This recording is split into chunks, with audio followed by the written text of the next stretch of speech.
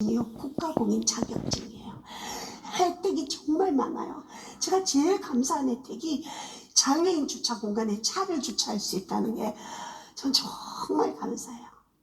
근데 이제 이렇게 가쁜 호흡을 가진 저를 하나님께서 참 불쌍히 여기셔서, 그리고 하나님 너무 저를 사랑하셔서 정말 좋은 신랑도 하나님 주셔가지고요, 제가 시집도 갔어요. 저희 남편이 목사님이신데요, 정말 착해요. 진짜 착해요. 착하기만 해요.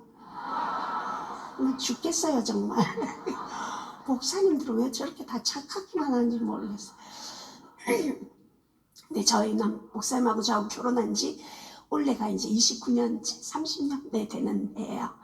근데 저는 남아있는 폐가 워낙 작기 때문에 아이를 가질 수 없다는 의사의 진단을 받았습니다. 그래서 저를 엄마라 불러주는 자녀도 저는 없고, 제가 엄마라 불러드릴 양가 부모님들도 이제는 다 천국 가셨는데요. 근데 서로 이제 남편은 저를 딸이라 생각하고 저 남편은 아들이다 생각하고 사는데, 열아들 키우는 것보다 더 어렵습니다. 정말 착한 사람은 참고 힘들어요. 근데 이제 그렇게 지내는데 저는 1년에 한 서너 달, 결혼하고 지금까지 평균을 내어보니까 1년에 서너 달은 항상 입원을 했던 것 같아요. 근데 제가 병원에 한 번을 갔더니 의사 선생님이 폐활량 검사를 하니까 제가 남아있는 폐활량이 이제 15%밖에 없대요. 여러분들이 이게 어떻게 이해하면 좋냐면, 여러분들이 여행을 1박 2일 떠나야 하는데, 여러분들 핸드폰을 배터리를 여러분은 100% 충전된 걸 갖고 떠나시고, 저는 이제 15% 간당간당한 걸 갖고 있다, 이렇게 이해하면 조금 도움이 되실 거예요.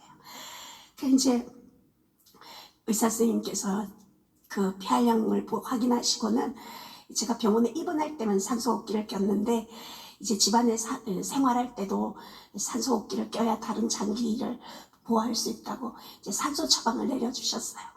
이제 집에 산소를 꼽아놓고 이제 설치해놓고 산소를 꽂고 생활을 하는데, 의사 선생님께서, 제 부천 순천향이 제 주치 스님 계신데, 그 스님이 우리나라 연대 세브란스가 최고의 이게 폐 이식 전문가들이 있대요. 간 이식하듯이 폐가 이식이 됐는데, 이게 이제 그곳이 혹시 폐 이식이 가능한지 진단서를 끊어주셨어요. 그래서 제가 그 예약을 해놓고 폐 이식이 어떤 결과가 있는지 제가 FBI보다 더 참 열심히 이제 리서치하고 준비를 했지 않아 확인을 했죠. 그랬더니 에크모라는, 그러니까 인공호흡기로도 산소를 안 돼서 피로 혈액으로 산소를 공급해주는 에크모를 낀 중환자가 폐 이식 성공을 하고 나면 수술하고 4개월 후에 등산을 한다는 거예요. 제가 그런 사람하고 직접 통화도 해보고, 이제 그런 부분에 대해서 제가 다 이제 전화 통화도 알아보고 이제 그랬죠.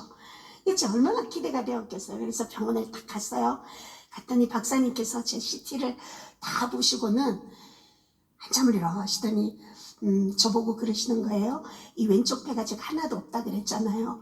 이거 없는 상태로 오래 비워두고 있다 보니까 다른 장기들이 그곳으로 자리를 옮겨 잡아가지고 건강한 폐를 꺼내와도 저는 집어넣을 공간이 없다는 거예요. 그래서 저보고 폐 이식 대상이 안 된다고 그러신 거예요. 근데 의사 선생님께서, 박사님이 저를 이렇게 보더니 근데 도대체 뭐 하는 사람이냐고 이렇게 물어보셨어요. 저를 보고.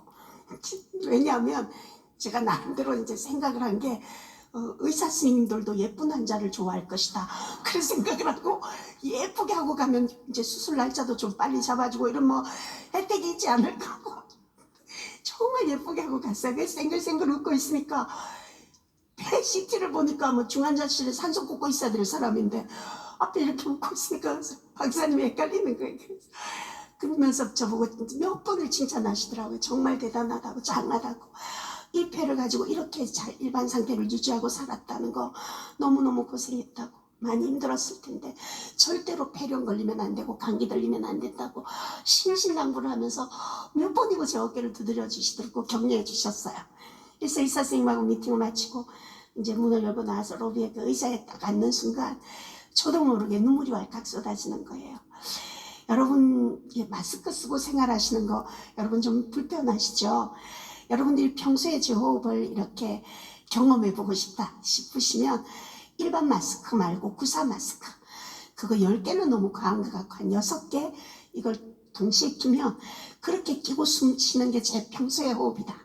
그렇게 생각하시면 조금은 저를 이해하시게 될 거예요.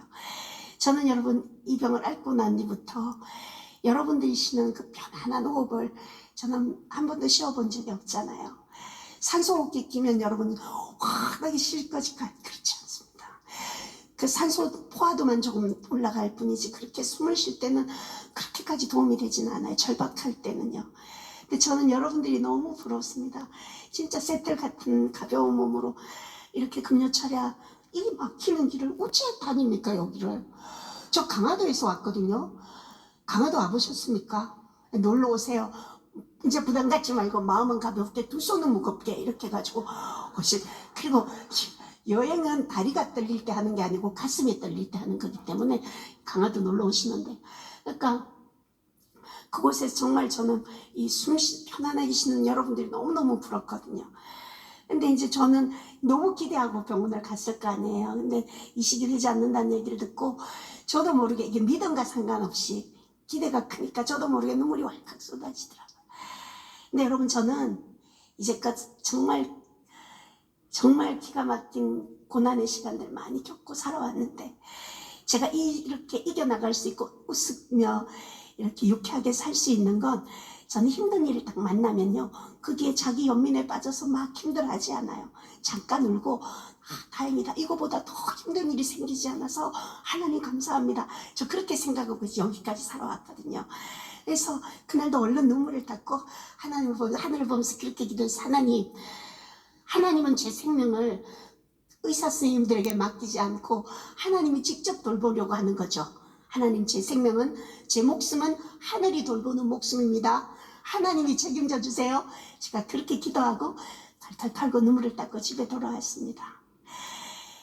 여러분 오늘 제가 오랜만에 여러분 김 목사님 오랜만에 뵙고 여러분들 뵐 때 여러분 제가 예전에는 이렇게 가쁜 호흡이었고 이렇게 산소를 웃기고 살았었는데 폐이식에 성공해서 이제는 이렇게 건강한 몸이 되었습니다. 하나님께 영광 돌리겠습니다. 막 이렇게 간증할 수 있었으면 얼마나 좋았겠어요. 근데 여러분 잘 생각해 보세요. 꼭 폐이식을 성공해서 건강한 몸이 되어야만 하나님께 영광이 되는 건 아니라고 생각해요. 제가 가진 이 호흡을 가지고 그래도 하나님 원망하지 않고 나의 인생의 시간을 최선을 다해서 하루하루 감사함으로 오늘이 내 인생의 마지막 날인 것처럼 그렇게 하루하루 살아간다면 하나님 앞에 하나님 보실 때 그게 정말 하나님 앞에 영광 돌리는 삶이지 않겠습니까? 그렇죠? 아마 이 금요 철야까지 나오신 여러분 믿음 좋으신 우리 기도의 동역자들 여러분들도 이렇게 건강하게 웃으면서 앉아 계시지만 여러분만이 알고 있는 여러분을 헉헉거리게 만드는 15%의 고난이 우리 누구에게나 다 있으리라 생각해요. 그게 건강의 문제든 자녀의 문제든 경제적인 문제든 관계의 문제든 다 15%의 고통이 있을 텐데 기도하면서 하나님 이거 해결해 주세요. 그럼 제가 하나님 앞에 영광 돌리겠습니다. 우리 그렇게 어린아이처럼 떼쓰는 기도가 아니라 나에게 맡겨진 십자가라면 하나님 제가 감사하면서 기지가 잘 이기고 나가겠습니다. 아버지 저 도와주세요. 그렇게 우리 기도하면 그렇게 기도하는 멋진 인생 그렇게 살면 얼마나 좋을까 생각합니다. 여러분도 그렇게 했으면 좋겠어요. 그죠? 우리 주님 앞에 그렇게 영광 돌리며 살기를 소원합니다. 예. 그렇게 해서 퇴원을 해서 집에서 지냈죠. 근데 얼마 되지 않아서 갑자기 폐렴이 왔어요. 제가 폐가 다 망가져 있으니까 폐렴이 자주 왔어요. 폐렴이 와서 또 병원에 갔는데 제가 그곳에서 4개월을 입원해 있었어요. 처음에 입원할 때는 걸어서 들어갔는데 제가 4개월 동안 이게 숨이 너무 많이 차니까 폐렴이 와가지고 숨이 차니까 잠을 못 자는 거예요. 정말 1분 1초도 못 잤어요. 그러니까 수면제 한 알이 2알 되고 하여튼 5알 신경안정제 수면 유도제까지 5알을 먹어야 한두 시간 잠깐 자고 일어났고 근데 하루에 항생제를 고단위 항생제를 6병을 맞았어요. 신장이 망가지는 부작용이 있는 고단위 항생제인데 6병을 하루에 맞아도 이 염증 수치가 내려가지 않는 거예요. 근데 이제 병실 안에 화장실은 몇 발 걷지 않으면 있잖아요. 근데 그 산소호흡기를 끼고도 그 몇 발 안 되는 그 화장실 길을 제가 갈 수가 없는 거예요. 그래서 나중에는 누워서 대소변을 다 받아내게 됐어요. 근데 여러분, 차라리 인지가 없으면 괜찮은데 정신은 멀쩡한데 남의 손으로 이 젊은 나이에 대소변을, 제가 이제 60 좀 넘었는데 그리 안 보이지? 정신은 멀쩡한데 이게 남의 손 대소변 받는 게 너무 자존심도 상하고 너무 이렇게 평생을 가야 된다는 그 두려운 마음, 정말 너무 힘들었어. 근데 의사 선생님이 더 이상 지갈 항생제가 없다고 집으로 돌아가라 그러셨어요.